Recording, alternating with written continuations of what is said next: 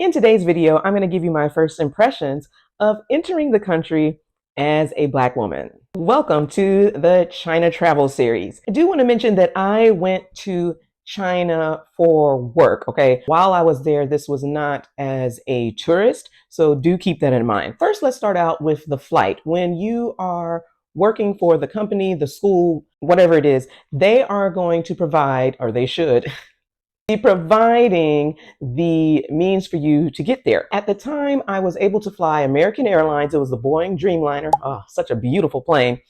From Chicago directly to Shanghai. American Airlines has canceled that route. You can still get to China from the United States on American Airlines, but not directly from Chicago. If your origin is Chicago, you're probably going to have to stop at one of the major hubs like SFO, LAX, maybe even DFW, because why not fly from Dallas? All right, so at that time, this was a few years ago, I flew straight to Pudong, PVG, on American Airlines. It was direct, it was a very long flight. I want to say 13 to 14 hours. And it's going to run you probably, I'd say, 800 to 900 if you are going to be flying direct. The good thing is you don't have to worry about any layovers.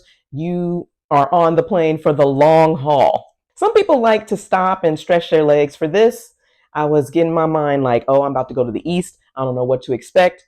Let me get on this flight and long haul it. I talked a little bit about the flight in my previous video. You know, it's American Airlines. They're Boeing Dreamliners. I mean, if you've been on them, you know what to expect. I was in seat 19L. I had ordered the vegan meal. Here's a picture of it. Let me tell you what it was. The dietary vegan meal, red curry with rice. The salad was small. I have this Trader Joe's miso. I don't know if I brought that. I don't think American Airlines was serving Trader Joe's products, y'all. And then, you know, on the plane, hot water is free. So I just asked them for some hot water. And then I had my noodles to sustain me. But maybe they did. I don't know. It was so long ago. You know, they have the in-flight entertainment. I had my little screen up so I could watch the movie. I was able to stretch my feet out and just process all the thoughts that were going in my head. As I said, the Dreamliner, it's a beautiful aircraft. Maybe someday I will give you a plane tour. I don't know. As I told you, I talked to the Chinese chess grandmaster. He was very informative, and I think I was able to get some sleep in. Now, arriving to China, look at me. I was fresh-faced. I was smiling. That's always a good sign. My hair was freshly done. Sometimes if your hair is freshly braided right before a trip, you're going to have a slight headache if it's too tight. But I had to have that hair looking right upon touching the ground of Shanghai. Now, the job, it was not in Shanghai, it was in Hangzhou. That's about 45 minutes to an hour. If you are directly going to Shanghai, you can take the maglev train. I mean, it's one of the fastest in the world. It's the best way to go from the airport to Shanghai. The job was not in Shanghai. I do want to say teachers are well respected in China. It's not like how it is back home. It didn't matter my skin color because I was an American and because I was a teacher. My experience was quite nice. Someday I'm going to tell you about the job because it was hot trash. It is good to focus on the positive. If this is your first time moving abroad, I did pack a lot of items that I thought were going to be crucial for the duration of my stay. I brought about, I think it was 2 to 4 suitcases. I had a lot of luggage, y'all. Arriving to China, I was all smiles and ready for new beginnings. Until, shout out to Ray William Johnson, I like how he wears cool shirts in the background. That's what I'm doing with this. And I'll be watching his videos. He's always like, until. This is not true crime. I'm just telling you, everything is not roses and fairies. I'm just going to throw her in here because it's woo. Anytime I see her picture, it's like a jump scare. Nightmare. Okay, let me stop playing around. When you are arriving to China, you need to make sure that you register. If you are a foreigner, you need to do that within 24 hours. I ended up getting a fine. Your company, your school, they should sort this out. Mine did not. And I ended up going to the police to do this, but it was outside of that 24-hour period. So they hit me with a fine. You know, I tried to plead my case. Hey, it wasn't my fault. The company, they didn't do it. They're like, you should have known this. here's the fine. I mean, it wasn't that much, but still, you kind of need to take matters into your own hands or just get with a legit school or company. Again, I am saying I was not in China as a tourist. I was there for work. The company, the school, they're going to provide a lot of things for you so that you can get right to it. As far as my first impressions, I went straight to work like that night. They took us to the school. This was my first meal that I had in China. It was some sort of wrap with some salad. I don't necessarily prefer corn in my salad. Hey, you got to eat something so you can be energetic for these children, right? Here's the room tour. It was like an apartment, but it was also in a hotel. So that was kind of a nice setup. I mean, you see here, obviously, it's the bed. You have the shower. I'm saying this while I'm not watching it, but they had the controls. You need to press the controls for the hot water, so you're not taking a cold shower. It's separate from the toilet. I know sometimes they'll have these wet rooms. I've seen it in some of the apartments in China where the shower and the toilet is the same. Thankfully, I did not have that issue. I had the small TV. I really wasn't watching it. I'm not going to say at the time I was on the 996. This is getting real specific. Jack Ma was pushing it at the time. That's where you are working from 9 a.m. to 9 p.m. 6 days a week. But that didn't really apply to school, but it's still the same mindset. The Chinese, they work very hard, y'all. They play too. There's time to have entertainment, but they work very hard. Why am I telling y'all about Jack Ma? You're like, what? What I was talking about with the 996, it's illegal for China. They don't do that anymore. And I was not on that schedule, y'all. Kids don't be going to school 6 days a week. Well, I'm probably confusing you the way that I'm presenting this, but whatever. The work visa, the residence permit, housing, phone, all of that was covered. They gave us a stipend. You really don't have that much time to unpack everything unless you're up all night, but then you want to prioritize your rest because you know how it is working with children. They need a lot of attention and your energy is drained. As I was saying, I was trying to put my luggage on top of the wardrobe and also just kind of, sort clothes out because I need to make sure that I'm looking nicely presented for the next day, all that type of thing. So the food experiences, I told you what my first meal was. Because we were at the school, there was a cafeteria that was right, I guess, around the corner. It was in the building because we were in an office building. It was not a separate school building per se. It sounded more sketchy the more I talk, right? You just go through the line with all of the other employees who are working at that building. I ate a lot of tomato egg. It looked like spinach. It could have been bok choy. The broth, it was questionable. I mean, we're in the East. They're not going to mass produce or mass cook these dishes just because there's one vegetarian American who came into town. Like, that's not how it works. I really liked the stir-fried lotus root. I thought that was delicious. I ate that as much as I could. I like the eggplant. Their stir fries are delicious. You guys, this is not the food that you're going to expect back home. Now, it could be similar if you were in Chinatown, in New York or San Francisco. This is the Chinese cuisine. More on that to come. I brought some canned goods and just foods that I like from Trader Joe's in my luggage because it's nice to have a piece of home when you are that far away. For communication, I was still talking with my followers. Shout out to IG. That was my first large audience. And I was just sharing the experience with them. How was I doing that? When China has the Great Firewall, well, my VPN was set up. I had Express VPN.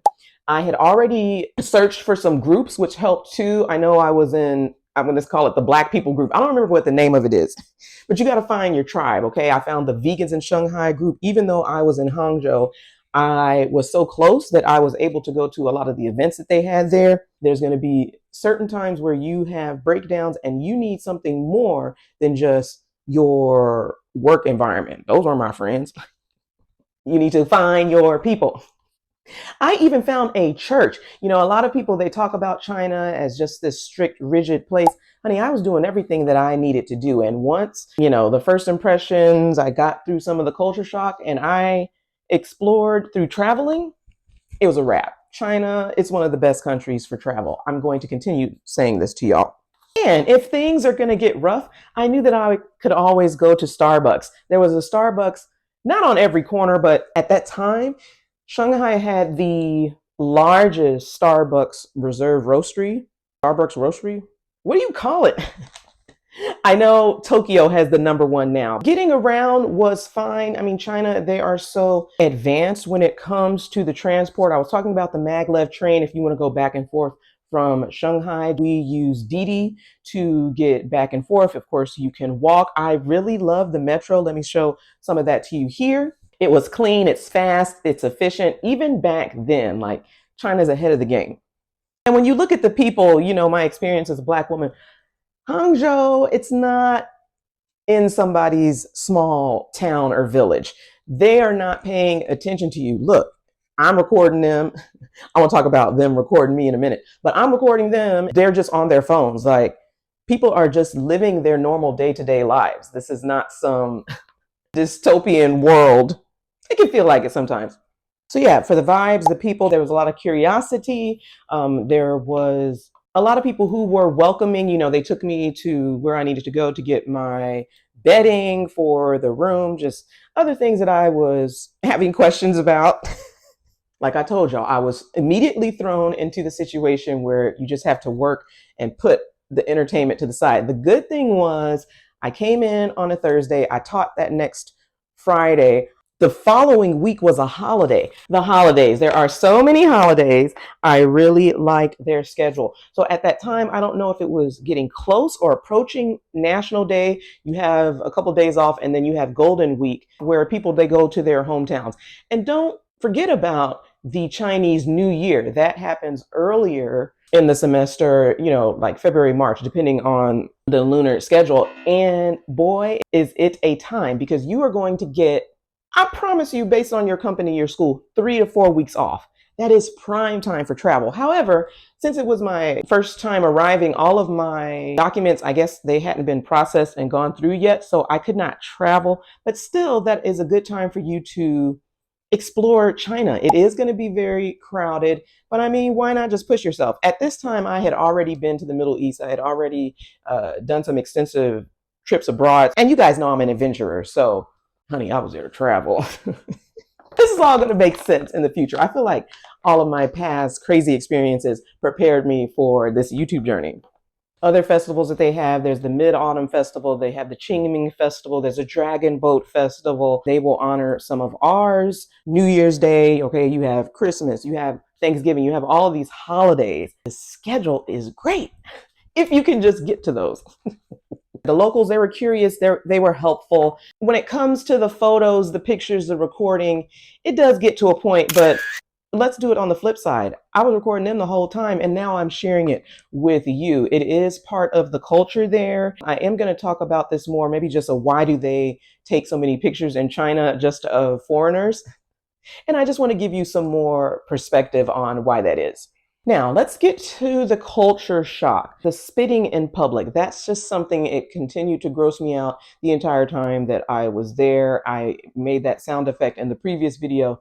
It's just something that I despise. I did not care for the smoking. It did seem like a lot of smoke was just in the air. I know we do it in the US, but over there it's different. The street traffic, I think if you've lived or have visited a major city in the US, I'm thinking like New York City or something like that, then you are going to be fine with street traffic. I mean, I just went with the crowd. I don't want to be the leader when the light turns green, because sometimes I just be confused. If I was walking, they have scooters, and I was not driving in China. Transportation, it was fine. Sometimes the crowds, it can get to be a lot for people. If you have anxiety, you might want to leave a little bit earlier so that you are not traveling during the rush hour times. The public restrooms and the squat toilet. You know, the first month or so, I was like, I'm not squatting, forget this. I'm not doing all that, until there is a situation where you need to go and there are no toilets like we use. You learn to get low, and it's actually better for your digestion to be squatting like the Chinese. I am going to talk about in the future a lot of the habits that I picked up from being in China that I still use to this day. Hot water is one of them. Now, I'm not squatting like that, but it does help, like for my yoga, all of those times squatting. And you want to bring your own toilet paper. I think we have the better, what is it, the ply count? Sometimes the restrooms, they're not going to have it. So if you really need to go and you don't have anything, If you have learned the basic Mandarin phrases to ask your neighbor, hey, can I borrow some? It's not like back home where you can just slip some toilet paper underneath the door, especially with the squat toilets. So you either come prepared, you have your own toilet paper, which was cool for me because I bought a few rolls of the toilet paper that I like and it was in my luggage. Like, you need to come prepared, you guys. I will say I could have put forth more effort trying to learn Chinese Mandarin. It was very stressful when you are trying to communicate. The language barrier, especially as a vegetarian. There's just some scenarios, just some instances where I was just like, man, if I spoke the language, I'd be going off. But again, we're trying to focus on the positive in this video. I think some of you probably clicked on this video to see, oh man, let's see what she's gonna say. Let's see if she's gonna go in on China. But when I look at it like that, yes, I was a Black woman. My advantages were I was a teacher and I was from the US. They're not messing with nobody with this blue passport. Traveling as a Black woman, again, I really did not start traveling until I would say it was within a month, because I did leave the city. I went to the village. I had met a nice family. The professor, he had his son at our school, but I ended up tutoring the son. And I mean, they just took me in. Like, they were providing me vegetarian meals. They were awesome. I went with them to their hometown. I believe it was for Golden Week or one of those days, maybe National Day. I can't remember. So you guys are going to get my firsthand experience of being in China. I do want to thank y'all for 200,000 views. Sometimes I just look at the dashboard. I'm like, who is watching these videos? I think back then, I wasn't on YouTube or anything like that. I did have the Instagram, but I wasn't like actively posting for real, for real. Because people, they just act different when they see that you're like in this space. And I don't want the extra attention, even though I do be having my phone out. It does seem from my footage that I'm recording everything, but it is what it is, right? In the comments, I want you to let me know what would surprise you the most arriving to China for the first time. If you have not already, make sure that you subscribe to the channel. And in the next video, I'm gonna talk about what I consider to be the best city in all of China. Thanks for watching. I'm gonna see you next week.